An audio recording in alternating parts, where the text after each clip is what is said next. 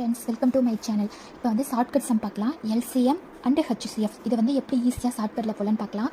LCM அப்படின்னா மீச்சிறு பொது மடங்கு, ஹெச்சிஎஃப் அப்படின்னா மீப்பெரு பொது காரணி, அதாவது மீ போ வா மீச்சிறு பொது மடங்கு எல்சிஎம். இதை வந்து மீ போ மா அப்படின்னு சொல்லலாம்.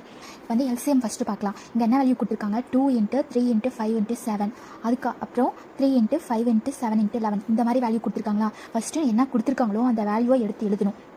2 × 3 × 5 × 7 இந்த வேல்யூ கொடுத்துருக்காங்களா? அதுக்கு ஆப்போசிட்டில் ஒரு வேல்யூ கொடுத்துருக்காங்க, 3 × 5 × 7 × 11. இது எப்படி எழுதணும்னா ஸ்ட்ரெயிட்டாக எழுதக்கூடாது. 3னா அந்த வேல்யூக்கு நேராக 3 எடுத்து எழுதணும். 3 × 5 × 7 × 11 வேல்யூ எடுத்து எழுதிட்டோமா?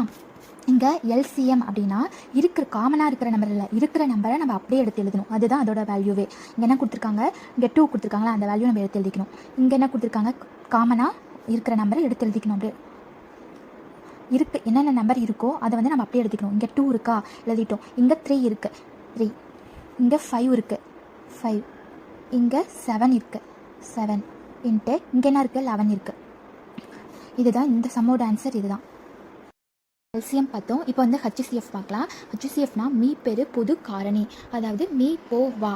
இப்போ வந்து இங்கே என்ன கொடுத்துருக்காங்கன்னா 2 × 3 × 5 × 7 மீ போ மா அப்படின்னா இருக்கிற வேல்யூ நம்ம அப்படியே எடுத்து எழுதணும். ஆனால் ஹெச்சிஎஃப் மீ போ மா அப்படின்னா நம்ம ஃபஸ்ட்டு வேல்யூ எடுத்து எழுதிக்கணும். அதுக்கு ஆப்போசிட் இருக்கிற நம்பருக்கு நேராக காமனான வேல்யூ இருக்கிறத எடுத்து எழுதிக்கணும். இங்கே 3 × 5 × 7 × 11 அங்கே இருக்கிற நம்பரை அப்படியே எடுத்து எழுதணுமா?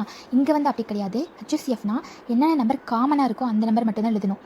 இங்கே என்ன? இங்கே 2க்கு காமன் எதுவும் இல்லை. இங்கே நெக்ஸ்ட் வந்து 3 இருக்கா? 3 எடுத்து எழுதிக்கலாம். நெக்ஸ்ட்டு இங்கே 5 இருக்குது, இங்கேயும் 5 இருக்குது, அந்த வேல்யூ எடுத்து எழுதிக்கலாம். இங்கே 7, இங்கேயும் 7, இங்கே 7 போட்டுக்கலாம். ஆனால் இங்கே 11 இருக்குது, ஆனால் இங்கே எதுவுமே இல்லை. இங்கே காலியாக இருந்துச்சுன்னா அங்கே எதுவுமே இல்லை. இங்கே 0 இருக்கிற மாதிரி. ஆனால் இது ரெண்டும் சேமாக இல்லை, காமனாக இல்லை. இங்கேயும் காமனாக இல்லை. அப்படின்னா இந்த சமுக்கு இது ஆன்சர். 3 × 5 × 7 இது ஆன்சர். அதாவது எல்சிஎம்னா இருக்கிற வேல்யூவை நம்ம அப்படியே எடுத்து எழுதிக்கலாம். எல்சிஎம்னா ஹெச்சிஎஃப்னா காமனாக இருக்கிற நம்பரை எடுத்து எழுதணும். 3னா 3, 5னா 5, இங்கே 7 காமன் வேல்யூ. இங்கே இருக்கிற நம்பர் நம்ம அப்படியே எடுத்து எழுதுனா இதுதான் இதோட ஆன்சர்.